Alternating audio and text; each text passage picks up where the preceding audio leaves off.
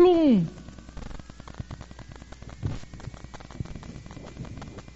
A fé é a certeza de que vamos receber as coisas que esperamos e a prova de que existem coisas que não podemos ver. Foi pela fé que as pessoas do passado conseguiram a aprovação de Deus. Amém. A fé é a certeza de que, Davi? Das coisas que esperamos e a prova de que existem coisas que não podemos ver. Volta de novo com o folder. Volta de novo com o folder. Jovem, mais uma vez. Qual é a razão da sua fé? E agora eu vou começar a perguntar alguns aqui. Vai ali no Gustavo, por favor. Gustavo, não é para envergonhá-lo, tá? Todo mundo vai participar aqui. É um momento de interação, tá? Qual a razão da sua fé? Compartilha conosco aqui.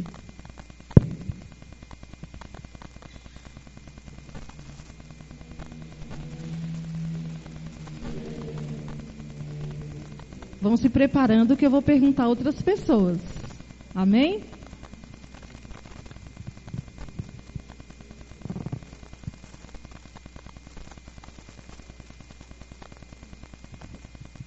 Bem, eu acho que a razão da minha fé é porque sem a fé e sem você amar a Deus e acreditar nele, você não tem a salvação eterna.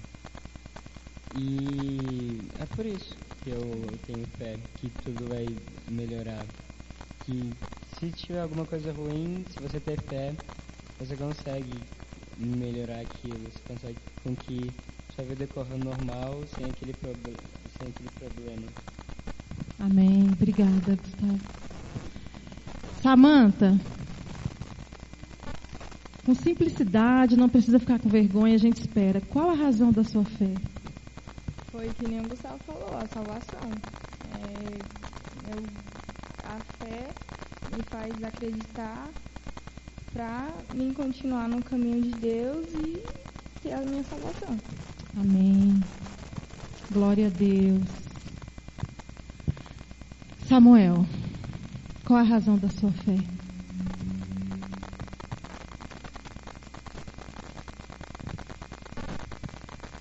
Então, eu acho que o que me dá mais motivo para ter fé e acreditar em Deus é de ver as coisas que Ele já fez, que eram coisas impossíveis de acontecer. E hoje a gente pode saber que, porque realmente eu vivi, entendeu? A fé.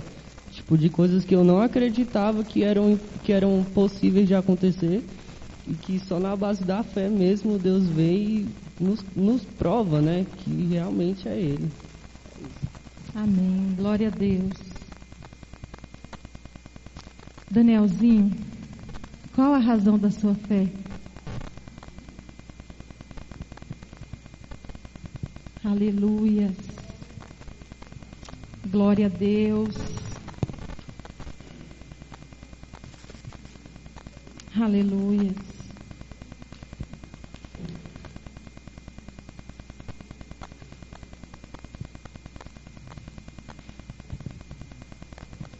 Amém?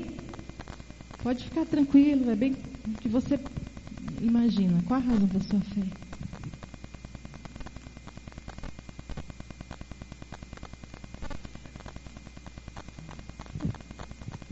Tá com vergonha?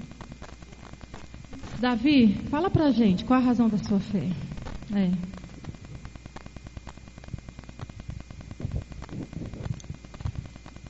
A razão da minha fé é porque, através da palavra, que é a revelação especial de Deus, e através da revelação geral, Deus se mostrou de todas as formas para todos os seres existentes no mundo.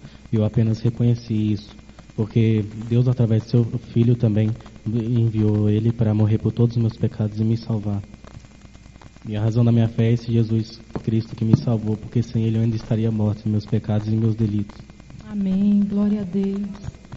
E eu vou perguntar a um adulto agora. Irmã Lena,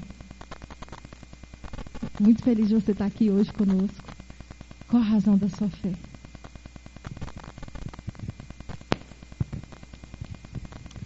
A razão da minha fé é porque um dia eu clamei a esse Deus e Ele me tocou no momento que eu clamei. E aí eu conheci a esse Deus e resolvi fazer uma aliança com Ele e servir até o fim dos meus dias. É essa a razão da minha fé.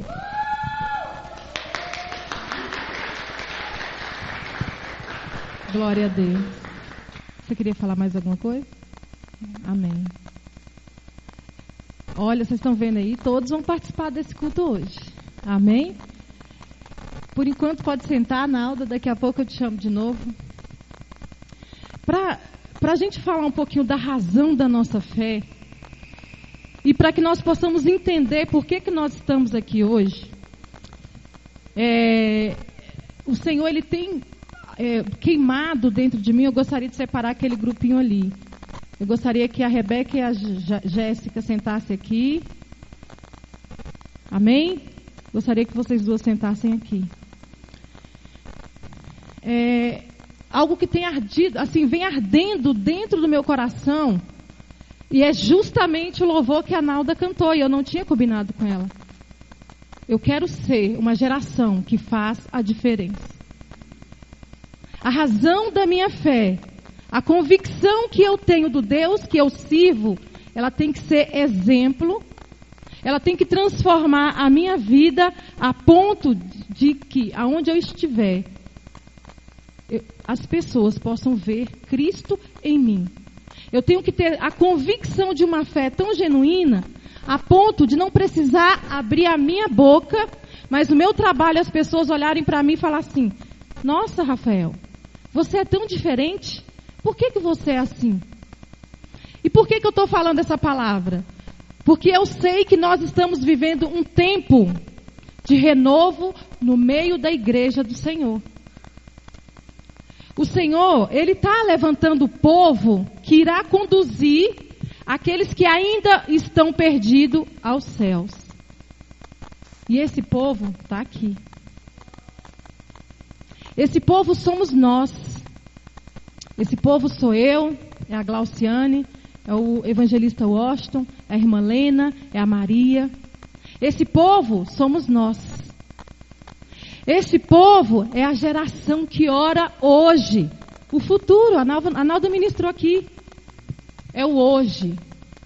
Então, a palavra do Senhor, ela é como semente. Ela é uma semente. Nós estamos aqui hoje semeando. Nós estamos aqui hoje cavando o buraquinho, colocando a semente, porque ela irá frutificar daqui uns dias. E este fruto fará toda a diferença. A minha condição hoje, de como eu sirvo a Deus, fará toda a diferença no meu amanhã.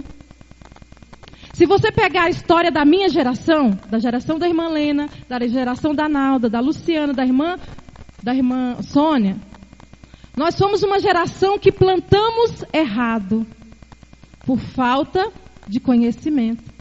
A palavra do Senhor diz que nós erramos, o meu povo perece por falta de conhecimento. Quando eu falei que Deus está gerando em mim esse temor, esse desespero pelos jovens, em relação aos jovens, hoje foi interessante que eu levantei pela manhã, não fiz nada na minha casa, simplesmente passei uma vassoura e falei, eu vou focar em estudar para o culto de hoje à noite. E o Senhor me fez lembrar de duas jovens. Cléria Filho, ele tinha 2 anos de idade. E eu sempre gostei de evangelizar, sempre gostei de levar a palavra na rua e evangelizar. Eu fazia parte do grupo de evangelismo. E eu lembro que evangelizei 2 jovens. Euciane e a outra eu esqueci o nome dela. Ela me vem na mente, mas o nome dela não está fixo na minha mente. Já faz muitos anos isso. Cléria Filho era bebê. E eu lembro que eu comecei a acompanhar estas 2 jovens. Eu ia buscar essas jovens em casa, eu ia deixá-las em casa. Eu ia buscá-las, eu ia deixá-las. E o Senhor me fez lembrar isso, porque todo mundo já ouviu eu falar aqui que as primeiras que eu evangelizei seria a Adriele e a Bárbara. Na verdade, não foram. O Senhor já tinha me levado a evangelizar outras jovens lá atrás. E o Senhor me fez lembrar algo que Ele falou para uma dessas jovens. Uma dessas jovens, ela não sabia quem era Deus, ela não tinha referência nenhuma de quem era Deus, do que Deus poderia fazer na vida de alguém. Então ela ficou tão maravilhada, que ela parecia que ia explodir com a tamanha felicidade. Só que essa jovem teve que voltar para a casa dela. Ela não era de Brasília, era da Bahia. E quando essa jovem foi embora, eu sofri como se aquela jovem fosse gerada no meu ventre. E eu sofri, eu tive dores como dores de parto. E o Senhor me deu uma palavra. O Senhor falou sobre a semente. O Senhor falou: Ana, a semente foi plantada. Pode deixar que eu cuido. E foi muito interessante, porque eu tinha esquecido dessa história.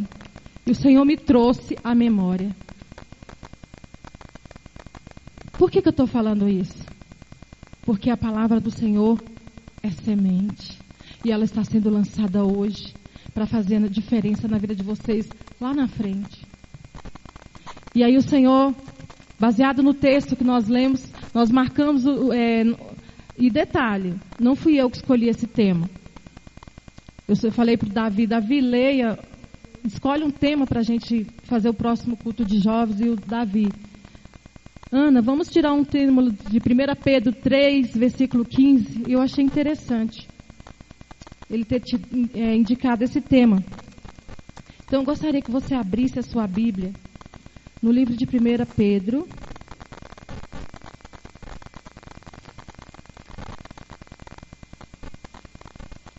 Capítulo 3, verso 15.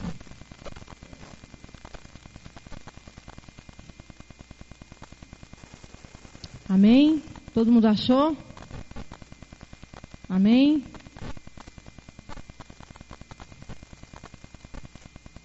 Glória a Deus.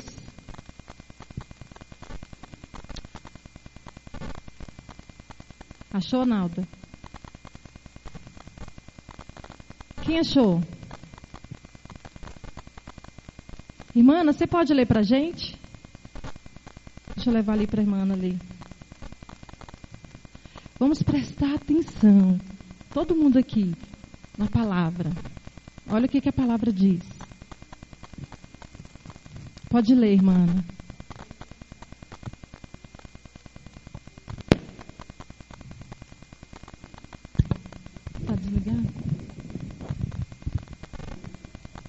Pelo contrário, santifiquem a Cristo como Senhor no seu coração, estando sempre preparados para responder a todo aquele que pedir razão da esperança que vocês têm.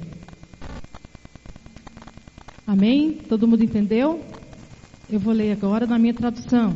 Diz assim: antes, santificai a Cristo como Senhor em vosso coração, estando sempre preparados para responder a todo aquele que vos pedir razão da esperança que há em vós.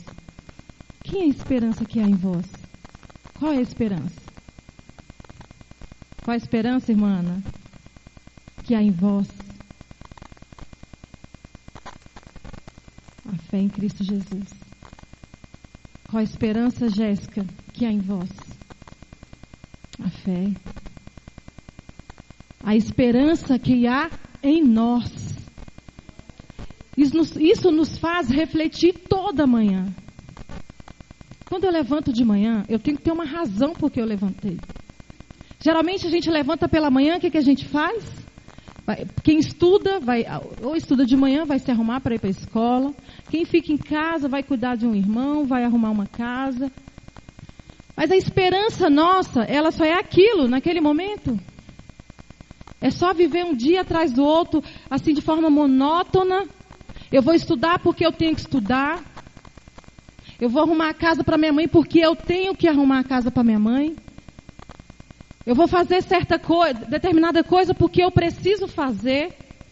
Ou então vou arrumar a casa rapidinho para que eu possa fazer o que me agrada. Aí eu vou perguntar para o Gabriel. Leva lá para o Gabriel para mim. Gabriel, o que te agrada? Fala para nós o que te agrada. Esse é um culto interativo. O que te agrada, Gabriel? Nada te agrada? Faz a pergunta de novo aí. O que tem te agradado? Quando você levanta de manhã, o que te agrada? O que te agrada fazer? Você tem suas obrigações, você faz por fazer, mas tem algo que lhe agrada. O que tem lhe agradado? A música. A música? Gabriel tem a música. Daniel, o que tem te agradado? Fala para nós. Vai. O que tem te agradado?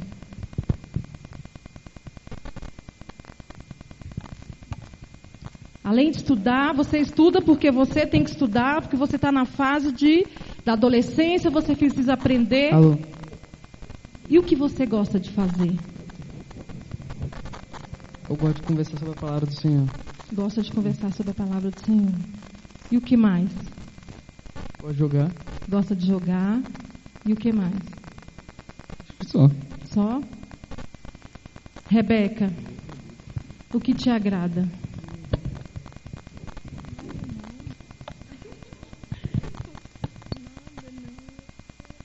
A Rebeca disse que nada tem agradado ela.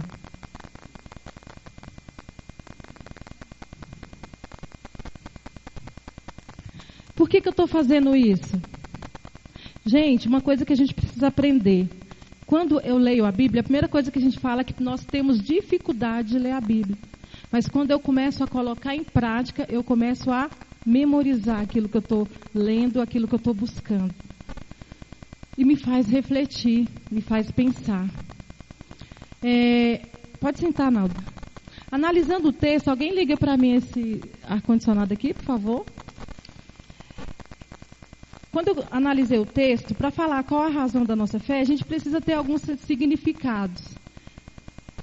Algumas mães eu entrei em contato com elas nos privados, foi justamente porque eu acredito literalmente, que Deus está levantando uma nova geração. E essa geração, os nossos filhos, eles estarão no meio. Mas os nossos filhos, eles precisam aprender e entender por que eles precisam estar neste meio. Eu não simplesmente preciso fazer parte de uma igreja, como o Cléder Filho falou quando estava fazendo o profético. Eu não simplesmente preciso ir bater o ponto, como se fosse uma vida fosse o meu cotidiano, uma vida normal. Eu não simplesmente preciso levantar de manhã, abrir meus olhos, lavar a louça, limpar a casa, ir para a escola. Ou Ana Cláudia, ir trabalhar, porque eu tenho que sustentar meus filhos. A irmã Sônia tem que fazer tais e tais coisas por conta do esposo. A irmã Madalena tem que costurar, fazer bolo, fazer isso, fazer aquilo, para ajudar no sustento da sua casa. A irmã Glauciane não precisa simplesmente levantar para ir trabalhar. Nós precisamos encontrar o quê? Significado. Eu preciso achar significado. Por que eu existo? Qual o propósito da minha existência? Por que eu estou aqui nesta terra? Será que Deus me chamou só para isso? Tão paia, né? Tão sem graça. Deus só me chamou para isso? Levantar de manhã, lavar a louça, limpar a casa, fazer isso, fazer aquilo outro? Não. Deus, Ele tem um propósito para cada um de nós. O que eu faço, Samuel não faz. O que o Samuel faz, eu não faço. Assim como a Luciana faz, eu não faço. O que a irmã Lena faz, eu não faço. O que a Nalda faz, eu não faço. Todos nós temos um propósito, um significado para a nossa existência. E aí, quando eu falo de razão, alguém sabe qual é o significado de razão? Enquanto isso aí, quem já puder, Samuel, abre para mim Romanos 12, vai procurar 12, O significado da palavra razão é a faculdade de raciocinar, aprender, compreender, ponderar, julgar a inteligência. Ninguém aqui, todos que estamos aqui, todos nós somos muito bem das nossas faculdades mentais. Todos nós aqui pensamos. Todos nós aqui temos poder de escolha. Todos nós aqui sabemos analisar o que é certo e o que é errado. Já que nós sabemos analisar o que é certo e o que é errado, qual é a nossa dificuldade de fazer o que é certo? Alguém se habilita? E eu vou falar para vocês, essa palavra ela falou primeiro comigo. Nós amanhecemos o dia lutando contra nós mesmos, contra o nosso querer. Ana Cláudia, mas eu só tenho 16 anos. Mas você já pode lutar contra você mesmo. O Arthur está aqui. Por que eu chamei o Arthur? Liguei para a Isa trazer o Victor. As mães que têm filhos na idade dos meninos. Por quê? Porque eles já sabem o que é certo e o que é errado. A palavra do Senhor lá em Efésios 6, a partir do versículo 12, ele fala que a nossa luta não é contra a carne ou sangue. A luta do Arthur, ele tem 10. O Arthur com 10 anos, ele já, a consciência dele, ele já sabe pensar, ele já sabe buscar alguns significados, ele já consegue raciocinar e ele já consegue dialogar. Então, no momento que nós aprendemos a dialogar, a gente já sabe o que é certo, o que é errado. E quando eu sei que eu estou fazendo uma coisa errada, eu preciso lutar contra isso. Eu preciso aprender a lutar contra mim mesmo. Ah, mas eu sou tão jovem. O diabo, ele não quer os velhos. Porque dos velhos, ele não tem mais o que roubar. Ele já roubou o que ele podia roubar. Agora do jovem que está começando agora, que tem sonhos, que tem perspectivas de vida, ele vai chegar, ele vai lutar, ele vai guerrear, ele vai colocar o dedo sujo dele. Para quê? Para enfraquecer. E é por isso que nós precisamos ser uma geração que ora. Nós precisamos ser uma geração lavada e remida pelo sangue do Cordeiro. Na íntegra, no sentido literal da palavra. Não é simplesmente encher uma igreja. Sabe, Deus está cansado de igreja cheia. Deus, Ele quer uma igreja com o coração voltado para Ele. Um coração contrito de verdade. A minha geração, quando eu falei para vocês, foi uma geração que nós víamos muitos jovens, homens, sendo levantados para pregar em igrejas. Nós temos algum exemplo ainda no nosso meio. Nós temos o pastor Marcos. O pastor Marcos, ele é de uma geração a qual eu era criança e já, pela faixa, já ouvi pregar. Alguns pastores e líderes que nós temos hoje, que era jovem na minha fase igual vocês, hoje que são homens de Deus, você pode contar nos dedos. Porque é uma geração que deixou-se levar para os momentos. Uma geração precipitada.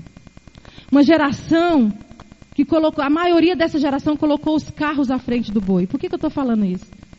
Porque essa geração de agora é a geração mais difícil do que a minha. Se a minha geração, muitos se desviaram, essa geração é a geração que nós, como mães e pais, precisamos intensificar as nossas orações. E é por isso que a gente tem cultos de jovens, nós temos cultos de crianças, nós temos cultos para adolescentes, nós temos cultos para mulheres, cultos para homens. A igreja, ela precisa estar o tempo todo vendo onde há brecha para que elas possam serem tampadas. Mas depende só da igreja? A igreja está aqui para ensinar. A igreja está aqui para orientar. Mas a igreja não está com a gente lá quando a gente amanhece o dia. Levanta da cama, olha para o chão. Ou às vezes a gente pega primeiro o celular. Aí começa a ver. E aqui, só aqui, a gente demora mais de meia hora. Eu estou te falando porque eu também faço isso, gente. Levanta de manhã, pega o celular. E o Senhor tem me feito pensar nisso. Porque esta geração é uma geração que irá conduzir a igreja do Senhor dos últimos dias. Mas se essa geração não for uma geração que conheça da palavra, a igreja do Senhor, ela só não será fadada, ela só não será fadada ao erro, à derrota, porque nós temos um Cristo que conhece além do que nós enxergamos. E é por isso que este Cristo está despertando o povo dele e levantando o povo dele para o que está por vir. Eu gosto muito de ouvir as ministrações do pastor JB. Leio os livros dele, gosto muito. E esses dias eu estava ouvindo a ministração dele, ele falando: o Senhor está levantando um povo diferente. Um povo que ele vai levar para lugares que vocês nem imaginam. Mas que esse povo precisa primeiro conhecer e saber quem é o Deus que eles servimos. E aí ele falava na igreja dele, ele falava: aqui nesse meio eu já sei e estou vendo o próximo ministro da economia, eu estou vendo o próximo, quem sabe, governador do Distrito Federal. E assim ele foi falando. Ele falou assim: nós, enquanto cristãos, esquecemos de abençoar a nossa igreja para que ela venha prosperar. Mas ele falou assim: se você não ensinar a tua igreja a buscar a Deus na íntegra e de forma verdadeira, essa igreja não vai romper. Essas pessoas não estarão lá. E essas pessoas não mostrarão Cristo aonde quer que elas estejam. Porque, como o Cléder Filho falou, na faculdade eu preciso mostrar quem é o Cristo que eu sirvo. No meu trabalho eu preciso mostrar quem é o Cristo que eu sirvo. A irmã Lena lá com a cliente dela de costura, ela precisa mostrar quem é o Cristo que ela serve. A Núria ali no trabalho dela, do mesmo jeito. A irmã Ana, do mesmo jeito. E detalhe, principalmente para os da nossa casa. Porque muitos de nós aqui temos pessoas que não são cristãs. Às vezes é um pai, às vezes é a mãe, às vezes é um irmão, às vezes é um vizinho, às vezes é um primo, um tio, enfim. Eles precisam ver Cristo em nós. Mas o que acontece com a gente? O desespero bate à nossa porta todas as manhãs e nos afasta desse Deus. Pode pedir o Samuel para ler? Quem tem Bíblia e queira abrir, Romanos 12, de 1 e 2.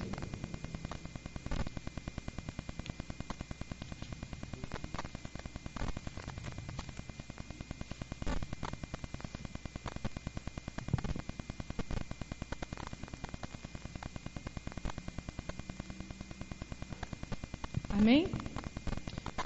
Romanos 12, versículo 1. Portanto, meus irmãos, por causa da grande misericórdia divina, peço que vocês se esforcem completamente a Deus como um sacrifício vivo, dedicando ao serviço e agradável a Ele. Esta é a verdadeira adoração que vocês devem oferecer a Deus. Não vivam como vivem as pessoas deste mundo, mas deixem que Deus os transforme por meio de uma completa mudança da mente de vocês. Assim vocês conhecerão a vontade de Deus, isto é, aquilo que é bom, perfeito e agradável a Ele.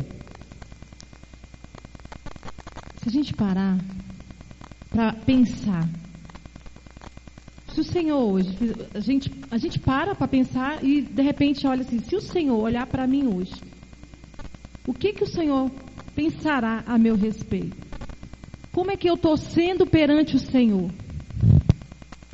Qual seria, se fosse para Deus me dar uma nota de 0 a 10, qual a nota que Deus daria para as minhas atitudes? Qual a nota Deus me daria no momento que eu estou sozinho em casa? Que ninguém está olhando para mim, está olhando para o que eu estou fazendo. Se Deus olhasse para mim como mãe, qual a nota que o Senhor estaria me dando? Se Deus olhasse para mim nas minhas atitudes como pai, qual seria a nota que Deus estaria me dando? Se Deus olha para mim como adolescente, qual é a nota que Deus me daria?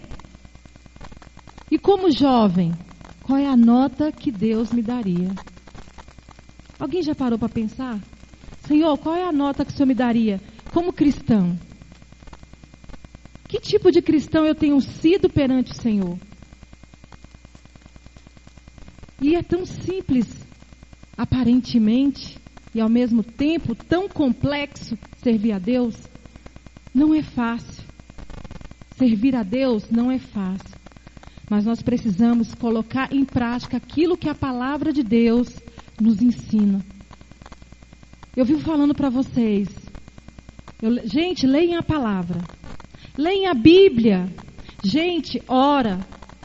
Gente, vamos ler a Bíblia. Gente, vamos orar. Tem dia que eu falo assim, às vezes eu já fiz alguns testes aqui na escola dominical. Fulano, você vai ler tais e tais versículos, Beltrano vai ler tais e tais versículos, depois a gente vai comentar no grupo. Aí eu fico lá, a semana inteira, instigando. Aí eu pergunto, ninguém tem um tempinho, pequeno que seja, para fazer uma leitura diária? Para pegar a Bíblia e ler pelo menos o Salmo 23? Deitar-me faz em verdes pastos. Guia-me nas águas tranquilas. Nem ao menos, Salmo 23, o Senhor é meu pastor e nada me faltará. E aí depois, vem os turbilhões na nossa mente, os turbilhões. E eu achei interessante, antes de falar disso, quando eu comecei a estudar a Epístola de Pedro, me gerou a curiosidade de ver todo o contexto histórico a respeito daquele tempo. Foi um tempo, a Epístola de Pedro, ela foi escrita no ano 63 a 64, depois de Cristo. O apóstolo Pedro, ele analisa como que estava vivendo a sociedade. Ele começa a observar como que estava vivendo o povo daquela época, os cristãos que estavam sendo dispersos, que estavam indo embora para outras nações, por conta da perseguição.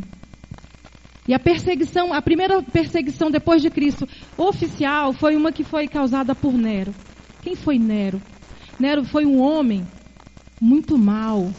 A maldade dele era tão grande que ele foi capaz de executar a própria mãe e o irmão. E Nero persegue a igreja a tal ponto que quem já estudou em história, todo mundo acho que já estudou isso em história, quando conta sobre o incêndio que destruiu a metade, 2/3 da cidade de Roma antiga, ele culpa os cristãos por isso. Ele joga a culpa em cima dos cristãos. E aí, Paulo e Pedro são mortos, numa certa sequência. E Pedro, por ele ter uma vida com Deus, com Jesus Cristo, por ter sido apóstolo de Jesus Cristo, ele pede pela misericórdia, já que vocês vão me crucificar, que me crucifiquem de cabeça para baixo, porque eu não sou digno de morrer como morreu o meu Jesus. Então, quando eu comecei a buscar informação a respeito da epístola de Pedro, ele começa a analisar daqui, ele olha a sociedade da época e pensa nessa sociedade daqui a 20 anos. Ou melhor, menos que isso, daqui uns 5 anos, ele começa a pensar na sociedade naquela época. Meu Deus, será que os cristãos de agora, eles serão capazes de suportar o que está por vir? Será que eles serão capazes de aguentar tamanha afronta que virá sobre eles? Então Pedro começa a orientar. E ele começa a falar para o povo, olha, independente da situação que vocês virem a passar, busquem a santificação. E ele começa a dar instruções. Então, a carta de Pedro, 1 Pedro, ele está orientando o povo que está disperso. E se nós pegarmos a Bíblia e começar a folhear, a gente levar para o livro de Atos, lá no capítulo 7, Vocês vão ouvir, vocês vão ver a perseguição da igreja na íntegra. Vocês vão ver o que aconteceu com Estevão. Estevão era um jovem que servia o Senhor verdadeiramente. E ele foi perseguido a ponto de ser morto apedrejado. Mas ele morre de joelhos, olhando para os céus e falando: eis que vejo os céus abertos e o Filho de Deus sentado ao seu lado. E ele fala: Senhor, a ti eu entrego o meu espírito. E Pedro, ele vai trazendo orientações para a igreja. Quando eu comecei a ler esse contexto histórico da epístola de Pedro, eu falei: Senhor, nós estamos sendo perseguidos. E a gente não entende. Nós estamos sendo perseguidos. E nós não percebemos as perseguições de agora. Nós estamos sendo perseguidos quando a sociedade empurra a nossa goela abaixo. Valores que não condizem com a palavra do Senhor. Valores que deturpam a palavra do Senhor. A ponto dos nossos filhos achar que é normal, na sala de aula deles, ter uma pessoa que é bissexual. Normal que um filho passe a noite à frente de um computador, jogando com pessoas que ele nem conhece. É proibido jogar? Não. Mas tudo na vida tem limite. O que nos está sendo empurrado goela abaixo está roubando o tempo de qualidade que eu poderia ter com Deus. O tempo de qualidade que eu, Ana Cláudia, poderia sentar com os meus filhos, ler a Bíblia e estudar a palavra. Tempo de qualidade que poderia eu tirar as dúvidas dos meus filhos, você tirar as dúvidas dos teus filhos, vocês sentar com os pais de vocês, com a mãe de vocês e conversar. Hoje em dia não existe mais diálogo. E o apóstolo Pedro vem nos orientando. O apóstolo Pedro, a epístola de Pedro está lá. Na sua estante, no seu rack, no seu painel, enfim. E às vezes a gente acha que nós só temos que estar aptos a vir ao culto de domingo e bater o ponto, porque eu sou crente. E aí existe dentro das nossas casas a intolerância. A esposa que não aguenta mais o marido perturbando. O marido que não suporta mais a perturbação da esposa. O filho que não aguenta mais ouvir a voz do pai ou da mãe. Televisões por todos os cômodos dos quartos. Mas eu sou cristão. Eu sirvo a Deus. Enquanto o apóstolo Pedro, ele fala que devemos buscar a santificação, porque sem a qual ninguém verá a Deus. Então, quando eu falo para jovens que farão a diferença, jovens que estão sendo levantados por Deus, jovens que o Senhor irá implantar em lugares grandes, em lugares altos, quando eu falo para jovens, vocês precisam estudar vida secular. Vocês precisam orar, vida espiritual. Vocês precisam ler a palavra. Mas eu não tenho tempo. Eu gosto de dar exemplo da minha casa. Estou levantando todos os dias. Podemos estar atrasados. Eu falei, eu vou chegar atrasada, mas nós não vamos sair daqui sem orar. E ainda brinquei, vou contar uma história que aconteceu comigo, Clédia, essa semana. E aí, Clédia Filho leva a Rebeca e eu vou para o meu trabalho. E aí, eu me arrumando, já estava meio que atrasada, viro para o Cléder Filho. Eu falo, Rebeca, chama o Cledinho e espera aí que a gente vai orar antes de eu sair. Aí, como o Cléder Filho viu que eu ainda estava escovando os dentes, o que o Cléder Filho foi fazer? Voltou a deitar. Que eu volto para a sala. Uai, cadê o Cledinho? Vamos orar, já estou atrasada. Mãe, ele deitou de novo. Aí eu falei, Cléder Filho, agora eu sei exatamente o que Jesus sentiu quando Jesus foi orar por tamanha aflição e os discípulos deixaram ele lá sozinho. Os discípulos não conseguiram esperar Jesus para orar. Eu falei, meu filho, pelo amor de Deus, que sono é esse? Aí eu falei, não, vamos orar. E nós começamos a orar. E eu falei lá em casa, eu falei, pode chover canivete. É para orar antes de sair. Eu posso estar atrasada, é para orar antes de sair. Nós não podemos começar o nosso dia sem antes convidar o Pai, o Filho e o Espírito Santo para estar conosco. Isso fará diferença no meu trabalho. Isso fará diferença no seu trabalho. Isso fará diferença dentro da sua casa. Isso fará diferença na sua escola. Eu tenho orado na mente da Rebeca antes de sair, repreendido. A palavra do Senhor aqui no livro de Efésios. Quem pode ler para mim aí? Abrir aí para mim, Efésios, capítulo 1. Rapidinho aqui, porque o tempo está curto já. Quem pode ler para mim Efésios 1? Alguém abriu em Efésios? Efésios 1, versículo 16 e 17. Achou, Samuel? Fala aí para nós. Efésios 1, 16. Não cesso de dar graça por vós, fazendo menção de vós nas minhas orações, para que Deus de nosso Senhor Jesus Cristo, o Pai da glória, vos conceda espírito de sabedoria e de revelação no pleno conhecimento dele. O apóstolo Paulo, lá no primeiro século, ele começa a orar por nós. Ele ora por esta igreja.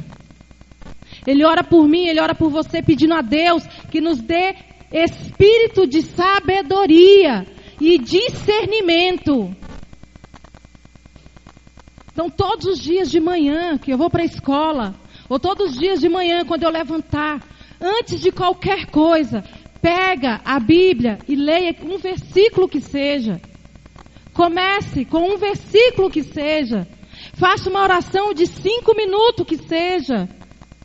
E começa. A palavra do Senhor lá em Malaquias 6:10 fala que fazei prova de mim, voltado aos dízimos e oferta. Mas nós podemos fazer prova do Senhor em tudo que nós fizermos para Ele. Quando a gente começa a acreditar que Deus pode, Ele pode. Mas eu só tenho 14 anos. Deus pode. Porque tudo tem o tempo certo para as nossas vidas. Nada, assim, tudo que é feito no tempo certo nos faz prosperar, nos faz crescer, nos traz a diferença. Mas eu preciso querer. Eu preciso querer. O mundo está aí para nos distrair. O mundo está aí para roubar aquilo que o Senhor já nos deu. Gente, eu vou trazer em breve aqui um vídeo para vocês que eu assisti. Eu estou procurando onde ele está. Assim que eu achar esse vídeo, eu faço questão de trazer. Para que a gente possa ver como que começa a trajetória da nossa vida, dentro do útero da nossa mãe. Como que a gente desenvolve. Ali, eu já sou um vencedor. Ali, eu já sou muito mais do que vencedora. Porque ali foi a primeira vitória. Então, naquele momento, aquela sementinha que começa a desenvolver, o Senhor já tem e já tinha um propósito para você e para mim. Não deixa Satanás roubar isso de você, não. Ah, Ana, mas eu tenho tanto problema lá em casa. Apresenta ao Senhor. O Senhor, Ele está aqui para ouvir você falar. Não importa a sua idade, o Senhor ouve a oração. O Senhor ouve a oração do Nicolas, desse tamanho aqui. Com 4, 5 anos, o Nicolas tem 5 anos, né? 6 anos. A do Arthur, eu lembro quando a gente ia para a salinha, o Arthur sempre dava testemunho. O filho da Nalda, o Silas, criança, dá testemunho. E é fato. Por quê? Porque ensinamos a orar. Porque ensinamos a buscar a Deus. E aí, Ana, mas o meu pai e minha mãe não têm feito isso. Comece por você. Né, Maria? Comece por você. Ai, mas é tão difícil. Não é difícil, não. É difícil o primeiro dia. O diabo não quer que a gente faça o primeiro dia. Quando eu começo a fazer o primeiro dia, no segundo dia o Espírito Santo vem e fala aos nossos corações: ei, Rebeca, é hora de orar. Ei, Gabriela, é hora de ler a palavra. Ei, Joyce, é hora de ler a palavra. Gabriel, Douglas, o Espírito Santo, ele nos conhece pelo nome. E ele sabe o que Deus tem para cada um de vocês. O Espírito Santo sabe o que Deus preparou para cada um de vocês. E é por isso que o Espírito Santo... Já viu aqueles filmezinhos do Pica-Pau? Geralmente aparece um anjo e um demôniozinho aqui. A gente escuta, assim, vozes demoníacas, desviando, mostrando pra gente o que é bom, o que é diferente, o que chama atenção. Mas nós temos o Espírito Santo, que vai falando com a gente bem assim: não vai por aí não. Toma outro rumo. Por aqui você vai cair. Por aqui você não vai prosperar. Por aqui você vai perder o que eu tenho para ti. E se a voz do demônio soar mais forte, essa voz, ela vai ficando mais longe. Ela vai embora? Não. Mas eu estou tão fixada, eu estou com um olhar tão fixado no mundo, no prazer, que essa voz aqui, a do Espírito Santo, que nos invade de dentro para fora, vai ficando inibida aqui dentro e a gente não consegue ouvir. A palavra do Senhor também diz lá em Efésios 20, versículo 27, que o espírito do homem é a lâmpada do Senhor. O nosso espírito, ele sofre. Por que você acha que nós estamos com um índice tão grande de pessoas com depressão? É o espírito clamando por socorro. Quantas pessoas, quantos jovens adolescentes estão se suicidando porque estão dizendo: eu não tenho força? Por que eu falo todas as vezes que eu subo no altar do Senhor sobre isso? Para chamar a atenção e dizer: a igreja do Senhor está aqui para prestar socorro àquele que está enfermo. Enfermo de alma, enfermo de espírito, enfermo fisicamente. Se a gente for contar nos dedos quantos jovens adolescentes tem aqui, eu quero dizer para vocês uma coisa: vocês são privilegiados. E eu louvo a Deus pela vida de vocês, por vocês estarem aqui esta noite. Porque vocês não estão lá no mundo. Por mais que vocês tenham vindo aqui, porque minha mãe mandou. Quando eu fiz a pergunta, eu vi algumas pessoas balançar a cabeça, que foi porque minha mãe mandou. Vocês estão sendo guardados. Deus está livrando vocês da morte. Pode ser da morte física, quanto da morte espiritual. Mas eu posso me arrepender depois. Será que eu vou ter tempo? A gente é tão convicto disso, né? A gente acha que nós somos donos da nossa vida, a ponto de achar que amanhã eu estarei vivo. Nós temos que viver todos os dias pensando em Cristo, porque nós não sabemos o que será do nosso amanhã. Eu gostaria que o louvor subisse. Pode subir, louvor. Eu quero dizer para vocês uma coisa. Deus, Ele realiza sonhos. Eu sei que todos que aqui estão têm sonhos, têm desejos no coração. Você pode ser adulto, você pode ser uma criança, você pode ser um adolescente, você pode ser um jovem. Ainda há tempo de sonhar. E é isso que Deus quer, que a gente sonhe. Mas que os nossos sonhos não venham se perder.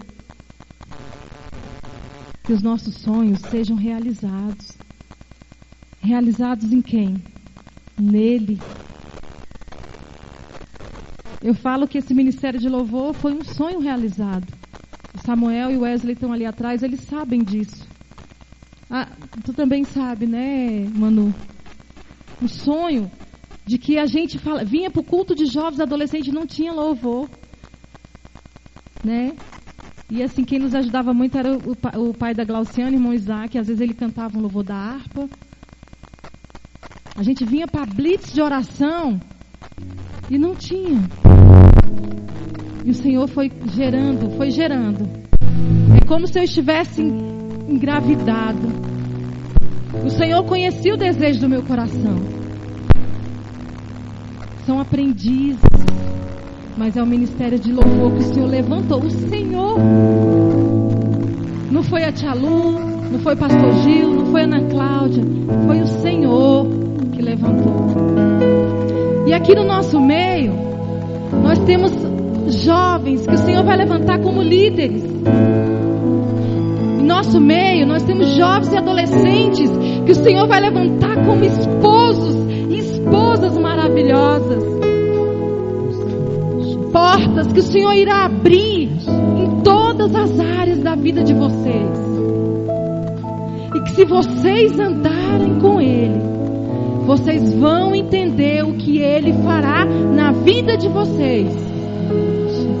E sabe o que vai acontecer? Pessoas que estão perto da Samantha vão dizer: poxa, Samantha, como é bom andar com você. Você tem palavras tão boas para me dizer. Joyce, como você é legal. Como você me aconselhou tão positivamente. Davi, olha, eu tenho aprendido tanto a palavra de Deus contigo. Natan, na escola, você é um menino que faz a diferença. Eduardo, Nicolas, você tem tanto para contribuir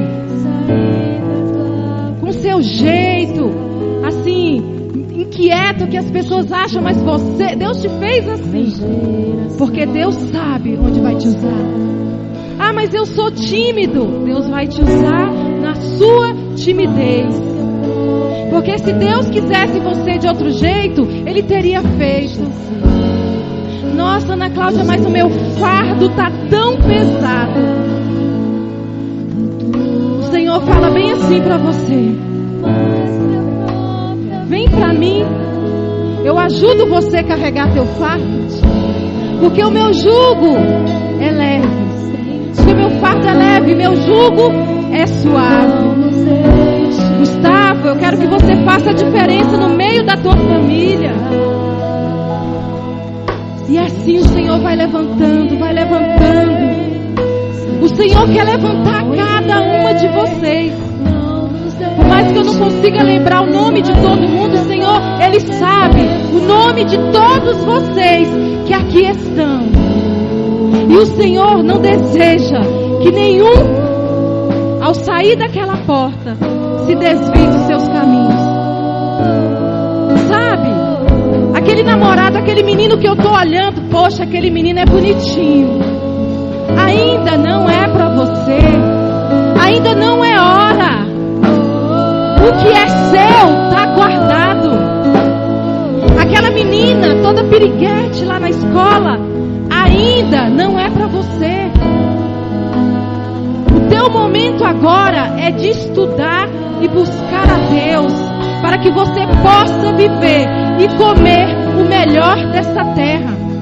A palavra do Senhor lá no livro de Eclesiastes, capítulo 3, fala que há tempo para todo o propósito de Deus na terra. Não é tempo ainda. Vai chegar o tempo. Vai chegar o tempo de namorar. Vai chegar o tempo de casar. Vai chegar o tempo de você ter o seu carro. Vai chegar o tempo de você ter seu emprego. Vai ter o tempo de você ter a casa que você tanto sonha. Há tempo para tudo. Meninas, acalmem o coração de vocês. Não é tempo de namorar ainda não. Sabe por quê? Os meninos vão olhar para vocês e vai falar assim: nossa, é tão bonita, é linda.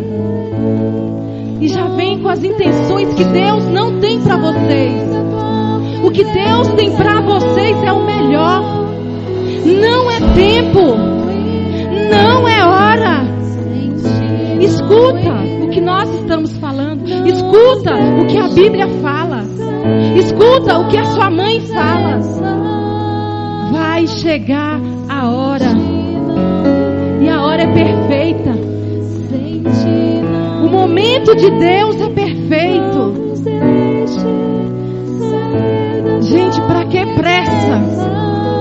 Alguém que gosta de comer bolo mal assado? Quando a gente está com fome e a mãe da gente coloca um bolo para assar, nossa mãe, que hora que esse bolo vai estar pronto? Você já deu o bolo mal assado dos seus filhos? Você já deu, Núria? Deu, irmã? A gente só come o bolo quando o bolo está bem assado.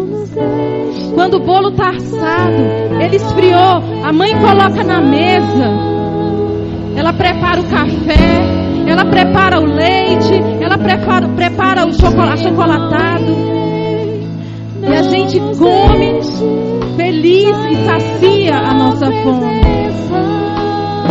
Na vida, Tiago, não precisa ter pressa. O que Deus tem para ti é o melhor. Volte-se para Deus, gente. Voltem-se para Deus. É o que Ele quer. Amém?